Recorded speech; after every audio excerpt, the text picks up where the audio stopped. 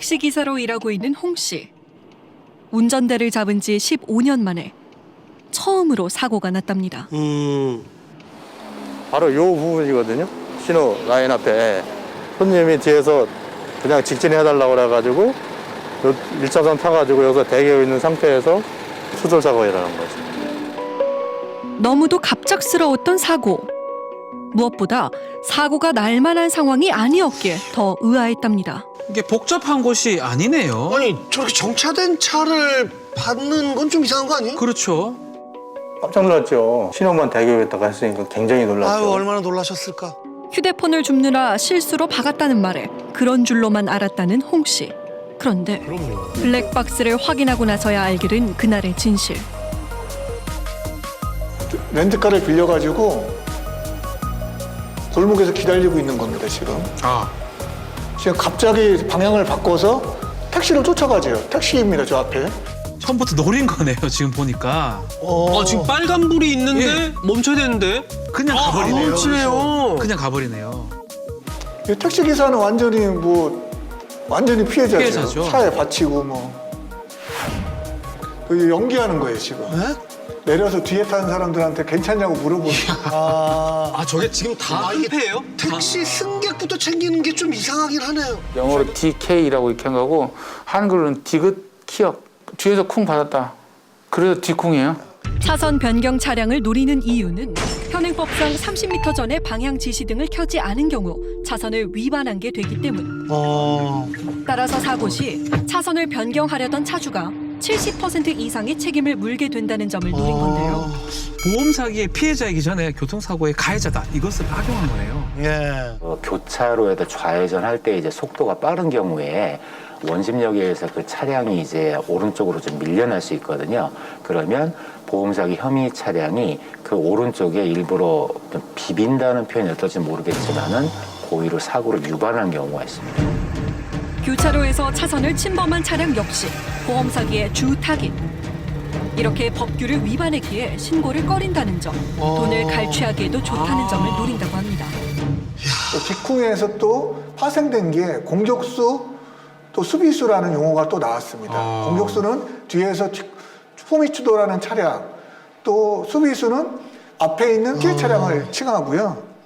뒤에서 박는 차가 이제 뒤꿈 공격수, 받친 차가 수비수. 모르는 사람이 들으면 약간 스포츠 얘기하는 줄 알겠어요. 늦은 밤 마치 사냥을 하듯 동네를 배회하며 타깃을 물색하는 차량 한들. 지금 타깃을 좀 찾은 것 같아요, 보니까. 따라가고 있어요. 아이고. 그런데 이 사고에는 숨은 반전이 있었습니다. 뭐가요? 그러니까 여기 과감하게 들이박으세요 그냥. 에어백 터질 정도로? 어중간하게 치면은 키 가만히까는 세게 들이박아버려요 안 X니까. 에어백 터질 정도로? 아니 그 정도 터지면 형 어때요? 에어백 소리 한 200이에요 한 개당. 안 돼 그러면? 아니 절대 안 터져요. 다치면은 내가 다치지 형은 안 다쳐요. 지금 서로 얘기하고 있는 거예요? 앞차가 지금 박으라고 얘기하는 거예요? 네. 제가 형 보고 나서 전화할게요. 형 절대 저랑 아는 척하고 막 붙어있으면 안 돼요. 그 형 친구들한테 말해줘요. 어디 가서 말하면 안 된다고 어찌할 때. 어차피 배부는 이 형이랑 그 형들이 알아서 하면 되는 거고. 그리고 이제 보험사 오면은 뭐라고 하냐면 보험사 전화할 때 번호에서 성입에서 차 나올지 몰랐는데 그냥 들이박아버렸어요. 안 돼요. 제가 완전 그 수소로 가면 그냥 쿵 들이박아요. 야 완전히 짜고 치는 고스톱 뭐 이런 거. 아니 진짜 이런 반전이 있을 거라고는 상상도 못했어요. 이야, 도로를 무대로 펼쳐진 한편의 연극. 가해자와 피해자가 공모해 보험금을 나누는 일명 가피 공모 수법입니다. 가피 공모.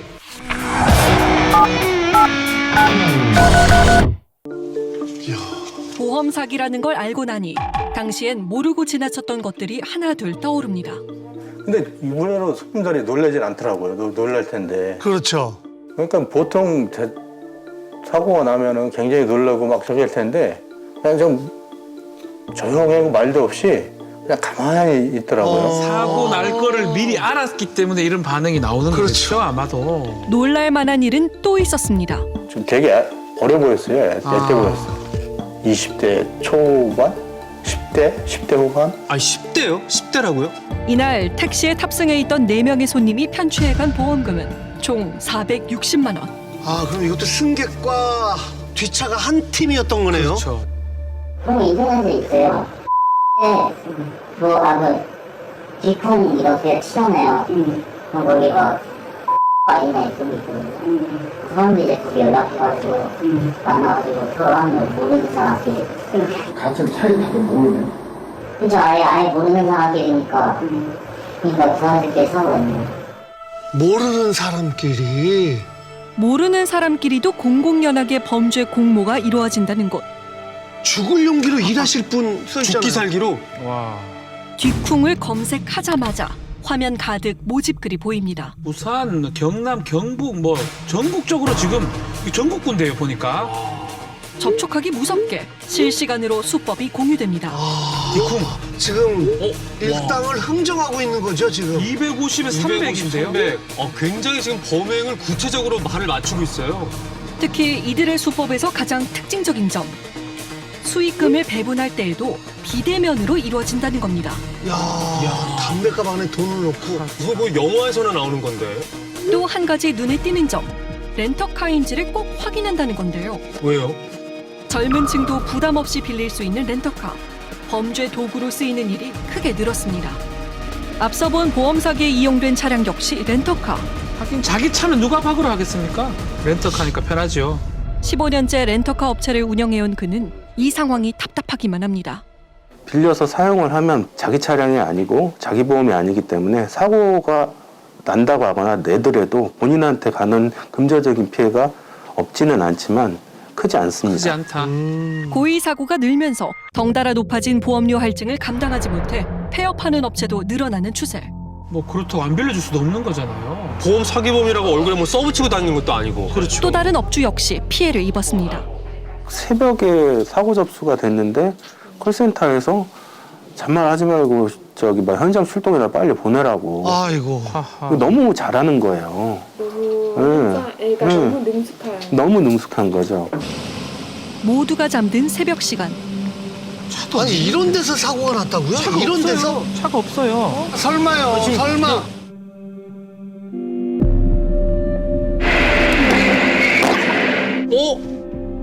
이걸 박잖아요. 야, 이게 참 이런 일이 다 있나. 정차해 있던 사고 차량에서 내린 인원은 5명. 이렇듯 승차 정원을 꽉 채우는 게 요즘 두드러진 수법이랍니다.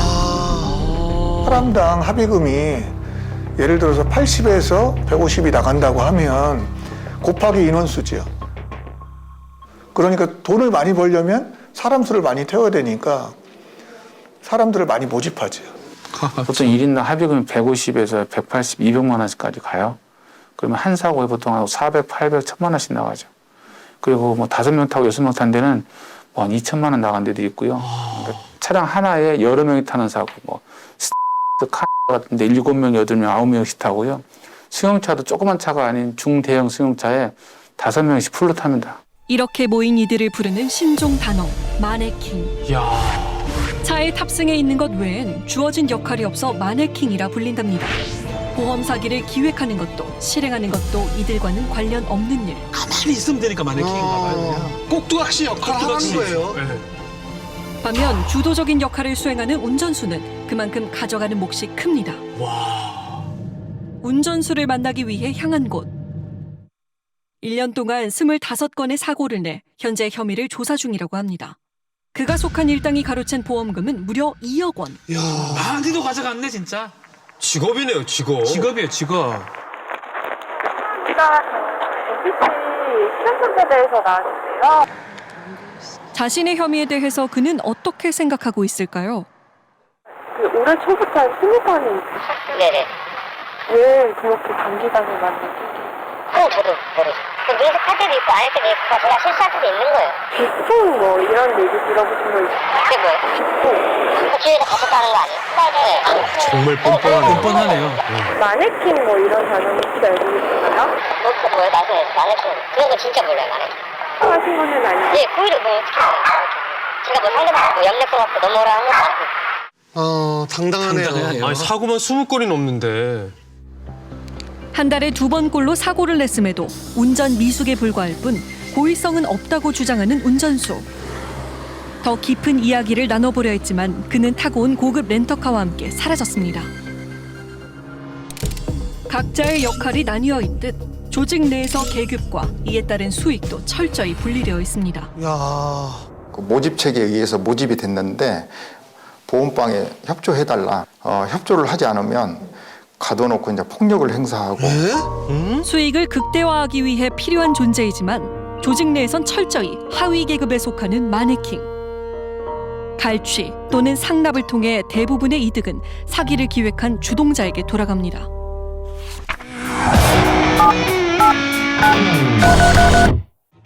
나름의 검증을 몇 번이나 통과한 끝에야 겨우 알려준 접선지. 자, 과연 나왔을까요? 나왔을까요? 초조하게 기다리던 중 제작진에게 도착한 메시지. 의심을 피하기 위해 접선지가 아닌 인근에 차를 대고 있었답니다. 야, 참. 근데 저기 있는 것 같은데. 저 차인가 봐요. 아, 지금 딱 봐도 차가 굉장히 좋아 보이는데요. 비싼 차면 수리비가 더 많이 들죠. 티크하러 오신 거 같지? 아, 제작진 진짜 만났네요. 저 같이 왔어요. 네, 친구. 그러면은 운전자분은 저예요. 운전자분 궁금해가지고. 이거 하면 너 얼마나 좀 걸려요? 그런 거는 뭐 제가 말씀 따로 드렸어요.